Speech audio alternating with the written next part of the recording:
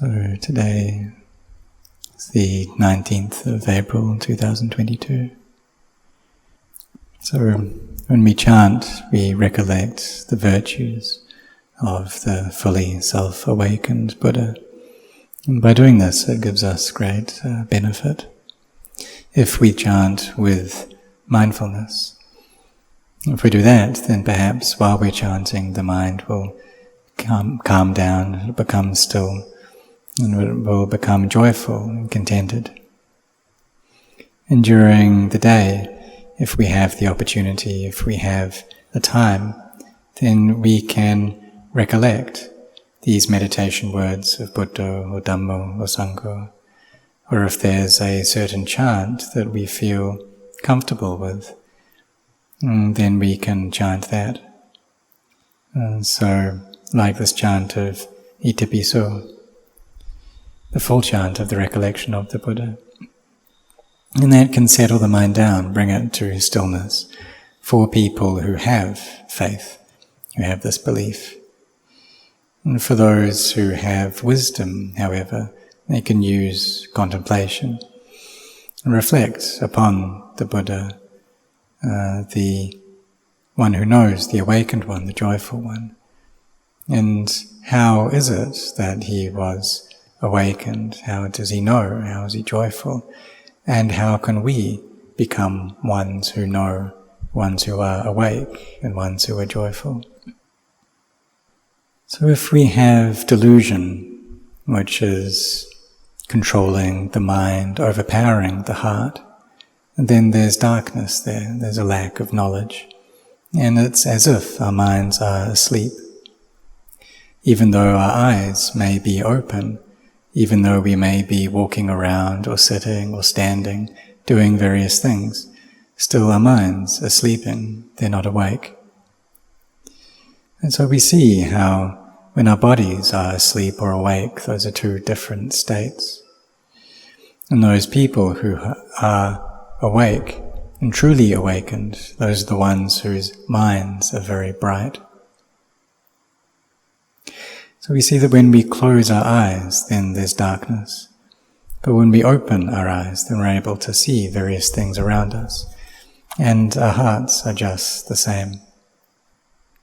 And see that the heart that is lacking brightness, that's gloomy, and the heart that has knowledge, these are two different states. So if the people born into this world and who are able to study this, to know this, and this shows that they have a lot of merit, a lot of skillfulness to them. Because they know that none of us stay in this world for a long time. But if this is something that we never reflect on, then we just stay lost. And when we become aware of this fact, then we're close to our death already. But those with intelligence will see this first. They'll see how it's like we're staying on a house that's on fire, and we need to find a way out. We just can't stay there anymore because it's suffering. And so when we see the harm, the drawbacks in old age, sickness and death, then we need to seek for a way out of this. But if we just stay as we are, we don't do anything, then we'll die deluded. So for us, we've met with the Dhamma, the teachings of the Buddha. And these teachings are able to bring us out of this state, able to take us out of suffering. But while we're still here, we have these bodies, then these minds come and depend on these bodies, and these bodies in turn need to depend on the elements, or are formed of the elements. And we're fortunate in that there's a lot of oxygen in the world. It's not something that we need to fight over. There aren't any wars that are started due to oxygen. And we also don't need to fight over water either. But now people are fighting over other natural resources. They're fighting over energy. And for those people who see the drawbacks in this, the harm in harming one another, and who see the benefit in keeping this first precept of not taking any life, and then these are people who bring about happiness. And if everyone could keep this first precept, then the world would be a happy and peaceful place.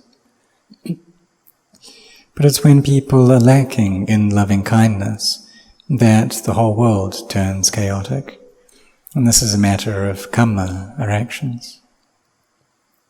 But for us, Buddhists, to find a way out of this, because we see that the world, it's just chaotic like that. That's just how it is. And just these bodies of ours, they're quite difficult things. We need to feed them, we need to give them water, we need to clothe them, we need to shelter them. And this already gives us a certain level of chaos. But it's very few, the number of people who don't cause any harm to one another. And just how the Buddha taught that on a cow or a bull there are just 2 horns, but how many hairs are there? So we can compare it to the people in this world, and those who are interested in practicing the Dhamma, and who don't harm one another. They're very difficult to find.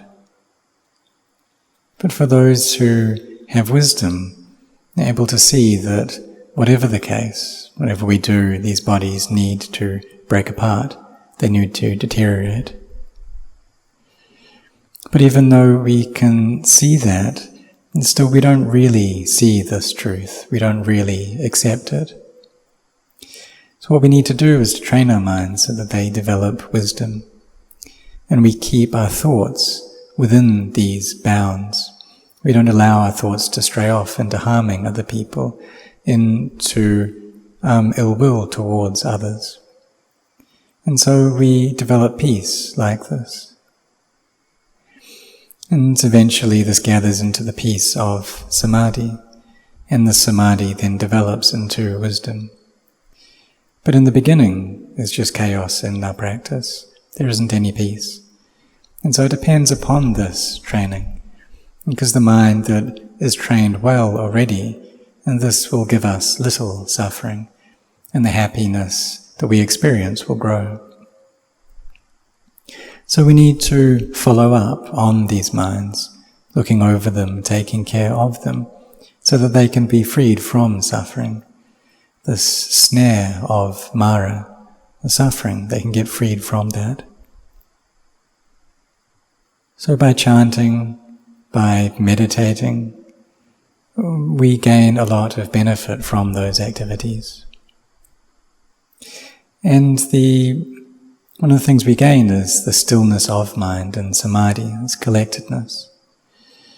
So it's just like a tree, and the sapwood of that tree is very important because it's close to the heartwood. You see that the generosity that we do, this barami of generosity, the barami of virtue, of sila, and these are like the leaves and the bark of the tree. And a tree needs leaves and bark to be complete. If it just had sapwood and heartwood, then it wouldn't be able to survive. So it's the same with Buddhism, it needs all of these aspects. If there was no generosity, then Buddhism wouldn't be able to survive. And just like that tree, it can't survive without leaves. If it didn't have any leaves, it wouldn't look fresh. And so, the same with this sasana, that without generosity, it can't survive. It needs to depend upon the great sacrifices of many people, of those who have faith in Buddhism. And this is a very important foundation. And so there are these 2 qualities of generosity and of virtue. But we also need to bring about knowledge within our minds as well. And for this, we need to have mindfulness and Samadhi and wisdom. And these qualities of mindfulness and wisdom, they help to guide our minds, to look over our minds, so that they don't think off to the left or to the right, so that they have knowledge, and so that these qualities are able to keep the mind within peace. And these factors of jhana, of vitaka, vichara, piti, sukha, ekaggata, so this initial and sustained application of the mind, and rapture, and happiness, and one-pointedness, this first jhana that we meet, it's not everyone who is able to get into jhanas. But what we focus on doing is just bringing up our meditation objects, recollecting those, so that the mind gets into a peaceful state. And if it's able to get into Khanika Samadhi, this minor form of Samadhi, that's already very good. Even though it's just a small amount of Samadhi, the mind still fills up with that. And it's a very good starting place. And then eventually the mind gathers more stillness, gets more and more calm, to the point where both the body and the mind feel very buoyant. It gets into upajjhara, or neighborhood samadhi. So if we sit for long periods and the mind experiences peace for just 5 minutes, then we can feel a great sense of pride in that we really are able to bring these minds to peace. But it does depend on, it requires time as well. But we also need to be cautious here too, because sometimes when we can get the mind into some state of samadhi, and then someone comes and disturbs us, and we leave that state, then we can get quite annoyed with them. So we need to be careful there, because this isn't yet wisdom that's arising in us. We see how it's so difficult to bring about states of samadhi, and then someone comes and does something which is disturbing, and we feel annoyed by that. We don't like that. And so there's a lack of wisdom here. But eventually we'll gain an understanding that it's just normal, that peace arises, stays for a bit, and ceases just in its normal way. But in the beginning, it's hard to see that. So for those who see the drawbacks in the cycle of birth and death, samsara, they come to train themselves. They see the harm there within a mind which is chaotic and confused. So they see how they need to train this mind. And this brings about inner peace, this training.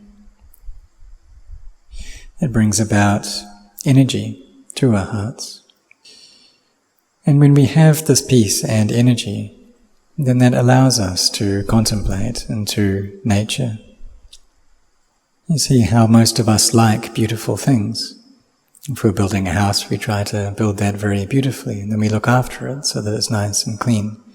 So that there isn't anything there which feels kind of aggravating to our minds, which obstructs our minds. And so it's a suitable place for us. And for those people who are of the tendency to get angry easily, then this is suitable for them to be around nice, pleasant, beautiful things. Because if there are things around them that are aggravating, that they don't like, then it's difficult for meditation to progress. And for those people who are of a tendency more towards lust, then they need to stay in places where there aren't so many beautiful things, and so that their minds don't get stirred up. And so it depends upon an individual's characteristics and traits. But for whatever the case, we try to train ourselves, and so that these minds become awakened. There's this awakened nature that grows within them, and they experience joy. Because nature and Dhamma is already revealed. It's just that when Sila, Samadhi and Panya gather together, then that's when we see. That's when we see into the Dhamma. So if the Dhamma was something that we really needed to seek out in order to find, then it would be very difficult.